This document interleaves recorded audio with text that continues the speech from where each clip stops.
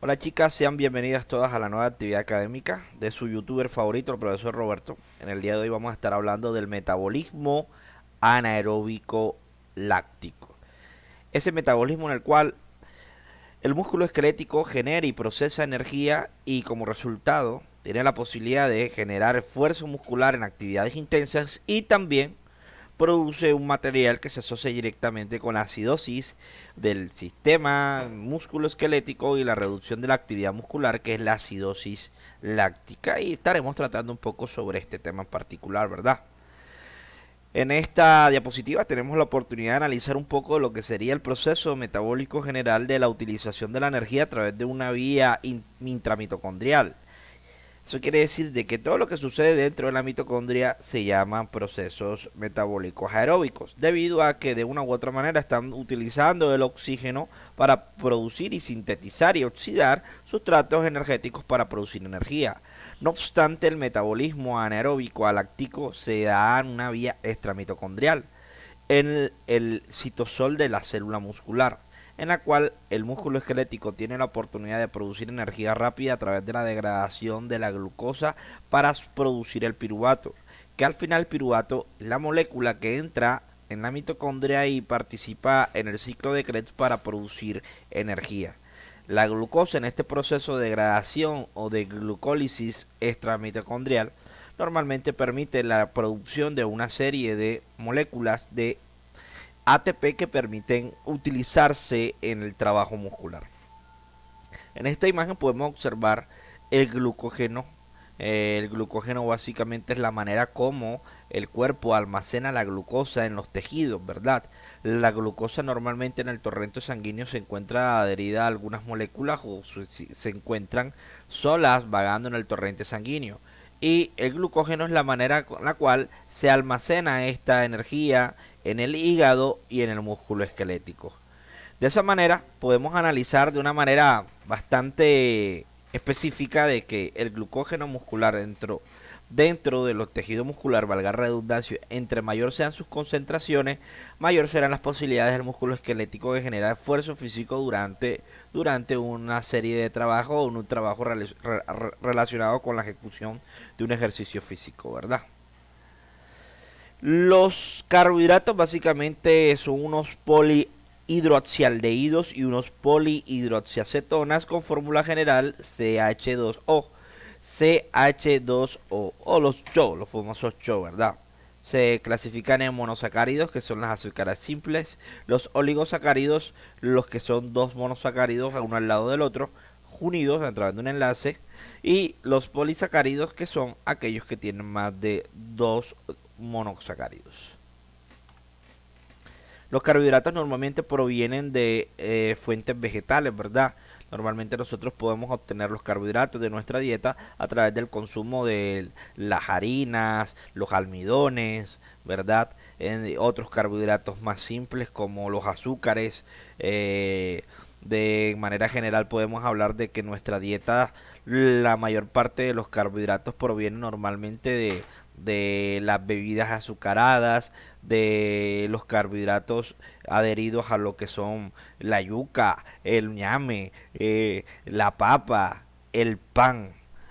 Y todos estos carbohidratos básicamente van a proveer energía a nuestros sistemas corporales, debido a que de manera general la principal fuente de energía que utiliza nuestro cuerpo de manera convencional, normal, en un día de, digamos, de actividades normales son los carbohidratos.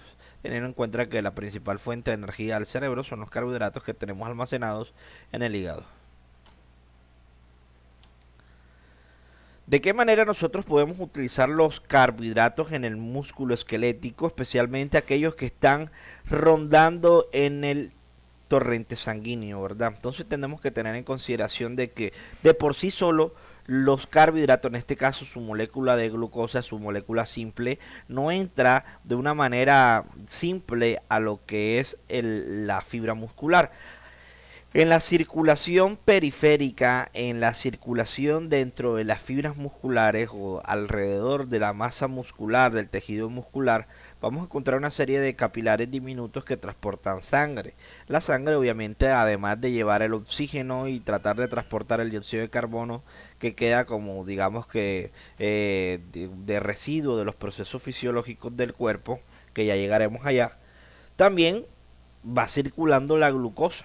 Esta glucosa de por sí sola no entra adentro del tejido muscular, no entra de una manera simple o por simple difusión en condiciones normales, sino requiere de una acción de una serie de hormonas y de transmisores que permiten liberar sus sitios de ingreso, como decir las compuertas, ¿verdad? Hagamos de cuenta de que en el torrente sanguíneo tenemos la glucosa y esta es la membrana, en este caso sería la membrana que divide lo que es el torrente sanguíneo y lo que sucede dentro de el músculo esquelético, ¿verdad? La membrana sarcoplasmática que normalmente en el músculo esquelético tiene gran cantidad de receptores para la glucosa. Estas compuertas no se abren de por sí solas y necesitan la acción de la insulina. Recordemos que la insulina es una hormona que se produce en las células betas del páncreas y normalmente tiene su función de que señalizar los receptores y los transportadores de la glucosa en los tejidos, principalmente en los tejidos que más utilizan esta sustancia, como el músculo esquelético, el hígado, ¿verdad? Entonces, la insulina, cuando detecta que en tu torrente sanguíneo aumenta de manera sistémica la glucosa en las células betas del páncreas, y el páncreas empieza a liberar al torrente sanguíneo grandes concentraciones de insulina. Normalmente la liberación insulínica es proporcional a la cantidad de glucosa que le estás administrando a tu cuerpo. La insulina lo que hace es básicamente señalizar al receptor y al transportador de la glucosa. Este en el músculo esquelético se llama el GLUT4, famoso porque normalmente hace parte de toda la patogénesis de la diabetes mellitus tipo 2. La insulina, para poder señalizar y actuar para activar el receptor y transportador de la glucosa, normalmente requiere de que su receptor en la misma membrana sarcoplasmática, ¿verdad?, sea básicamente la puerta de entrada para que se genere una cascada de acontecimientos bioquímicos que señalizan y activan la función del GLUT4.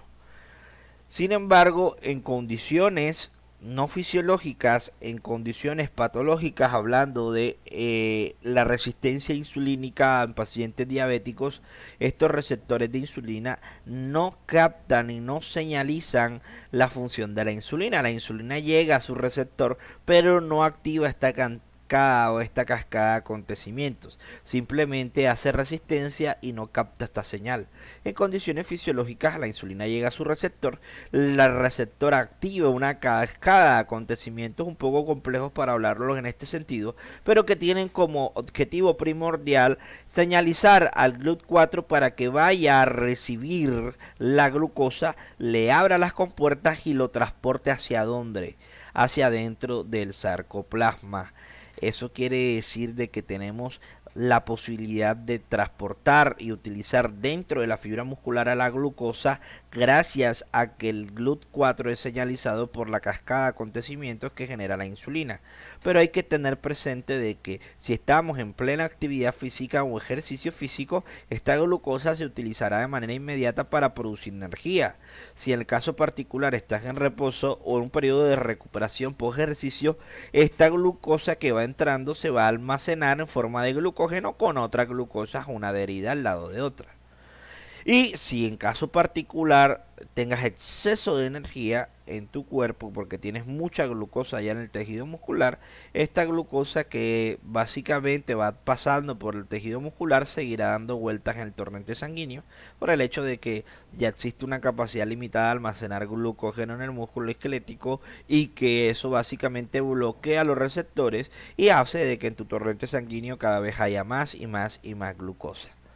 De esa manera podemos hablar de que se asocia directamente el exceso de carbohidratos, el consumo excesivo de carbohidratos con la patogénesis de enfermedades crónicas metabólicas como la diabetes, debido a que el exceso de glucosa va desensibilizando el receptor de insulina, provocando a mediano y largo plazo una incapacidad del cuerpo para utilizar la glucosa dentro del músculo esquelético y así generar la diabetes.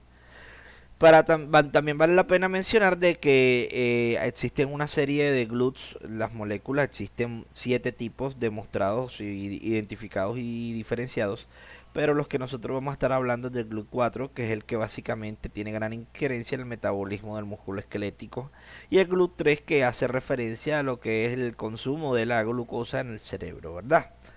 Bien. Entonces, de manera general, esta gráfica trata de sintetizar el metabolismo anaeróbico láctico, en el cual el músculo esquelético tiene el objetivo de utilizar una molécula de glucosa para producir energía. Sino que antes me gustaría que mencionemos de que la glucosa, recuerden ustedes, no la sintetizan, no la producimos de manera natural, sino que la adquirimos en nuestra alimentación. Hagamos de cuenta de que en este esquema particular, esta muchacha, esta señora que está haciendo ejercicio físico, un leg extension, una máquina de leg extension, está básicamente utilizando la glucosa que tiene en su torrente sanguíneo, debido a que hagamos de cuenta de que ella almorzó unas sustancias que aumentó las concentraciones plasmáticas de glucosa. Eso quiere decir que sus torrentes sanguíneos, sus capilares que están alrededor de las fibras musculares, tienen glucosa. Esa glucosa, ojo, interesante lo que voy a decir ahora, esta glucosa durante la actividad física, durante el ejercicio físico, no necesariamente necesita la acción insulínica para poder entrar adentro del músculo.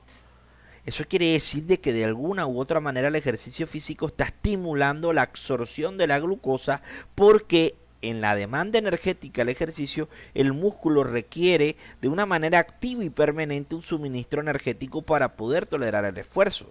Eso quiere decir que el músculo no está dependiendo de la insulina durante el ejercicio, pero en el caso del no ejercicio, de la inactividad, el músculo depende de la insulina. En este caso particular, la difusión simple de glucosa o el traspaso de la glucosa de la sangre al músculo esquelético puede estar influenciada directamente por aumento de las concentraciones plasmáticas de las catecolaminas, de la adrenalina y la noradrenalina, y casi mismo de la hormona del crecimiento. No obstante, se ha demostrado que esta difusión simple se hace básicamente por un requerimiento biológico del músculo para producir energía a través de los sustratos energéticos que tienen a disposición, y uno de ellos, y el principal prácticamente en actividades anaeróbicas, ¿quién es? La glucosa. Eso quiere decir que una actividad anaeróbica va a estimular la absorción de la glucosa del torrente sanguíneo al músculo esquelético. En este proceso de degradación extramitocondrial, todo esto está sucediendo fuera de la mitocondria. Esto es lo que se llama metabolismo anaeróbico láctico. La glucosa se degrada, ¿verdad?, a su vez en una serie de submoléculas. Sin embargo, en este proceso se van consumiendo y se va produciendo energía. ¿Cómo así, profesor? Hombre, simple. Por una molécula de glucosa se producen 2 moléculas de piruvato en 2 procesos de, digamos que, sincrónicos, 2 procesos biológicos que se dan al mismo tiempo. En ese mismo momento se van utilizando 2 moléculas de ATP, pero en ese proceso de degradación de una molécula de glucosa en la vía extramitocondrial se producen 4 moléculas de ATP. Entonces la eficiencia de esta degradación sería de que por cada molécula de glucosa degradada se producen 2 piruvatos, 4 ATP, para poder utilizarse en el sarcómero, produciendo los puentes cruzados que generan la contracción muscular concéntrica, isométrica o excéntrica, o las contracciones dinámicas de la tarea o el ejercicio que se esté relacionando con la actividad. Esta actividad muscular da como resultado no solamente la producción de las moléculas de piruvato, sino que también da la posibilidad de la producción de 2 moléculas de lactato. El lactato son 2 moléculas metabólicas, ¿verdad?, de subproducto metabólico, que en condiciones normales se asocia con la reducción del pH de la sangre o del tejido muscular, y que puede tener consecuencias en la reducción de enzimas que tienen función muy importante el metabolismo anaeróbico, como la fosfofructoquinasa y la creatinquinasa. Eso quiere decir que la CK y la fosfofructoquinasa se pueden ver, digamos que de una u otra manera, influenciadas por las concentraciones totales de lactato que reducen el pH del tejido muscular. La fosfofructoquinasa es una de las enzimas que tiene gran importancia en la degradación de la glucosa, ¿verdad?, en la vía extramitocondrial para producir dos moléculas de piruvato. Estos ATP se utilizan para producir energía, pero es mucho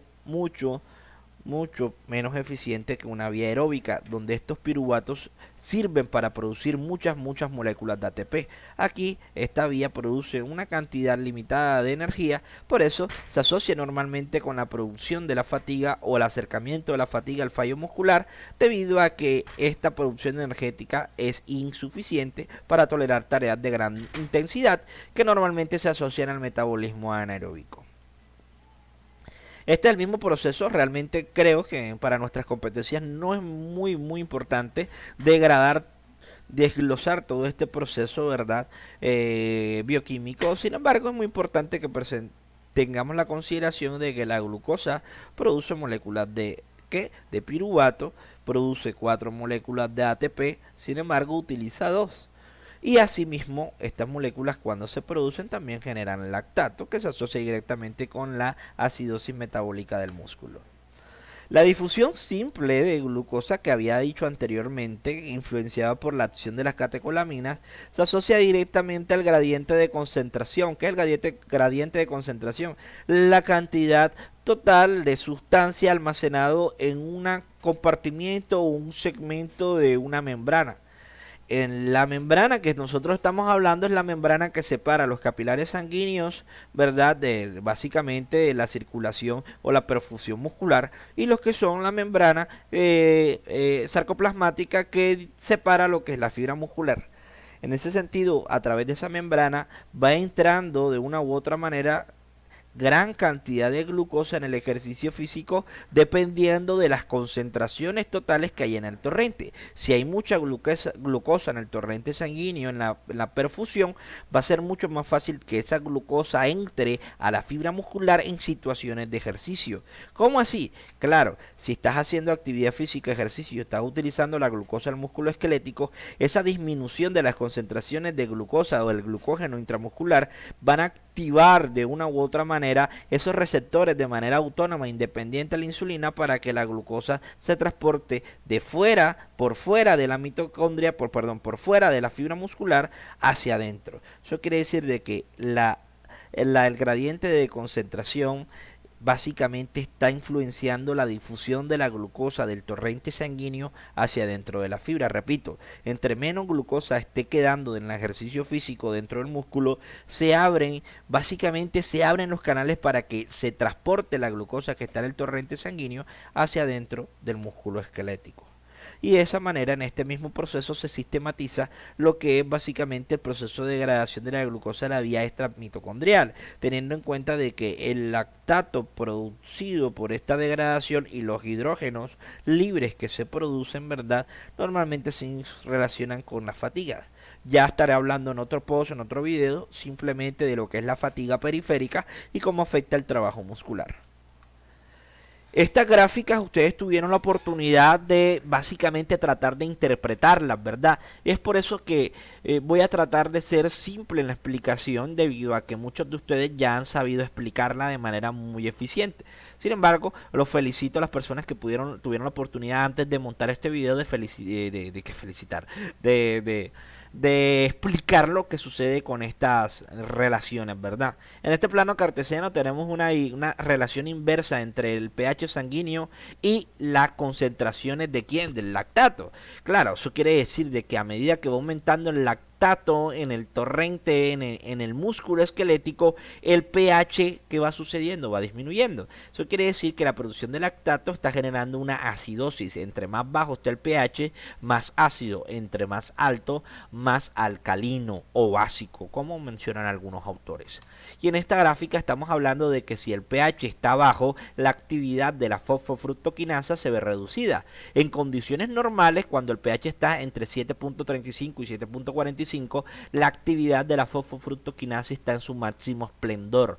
Pero cuando el pH está bajo, la actividad de la fosfofructoquinasa es muy pero muy ineficiente y el proceso de metabolismo anaeróbico aláctico, la vía extramitocondrial, es bastante insuficiente, y por eso es que normalmente el lactato se asocia a la fatiga, porque inactiva las enzimas que sintetizan energía de manera rápida.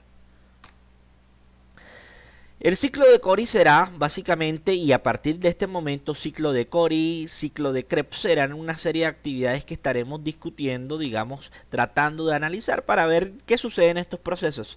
Sin embargo, me gustaría de que tengamos la oportunidad de discutir en una próxima tarea qué es el ciclo de Cori y de qué manera en este proceso de gluconeogénesis el cuerpo tiene la oportunidad de aprovechar el lactato. O sea, de que las tareas que tendremos a continuación serán relacionadas con la fatiga periférica y el ciclo de Cori y la gluconeogénesis antes de entrar a lo que es el metabolismo aeróbico. Muchas gracias por escuchar al profesor Roberto en esta actividad académica, su youtuber favorito. No se olviden de suscribirse al canal y dejar su like.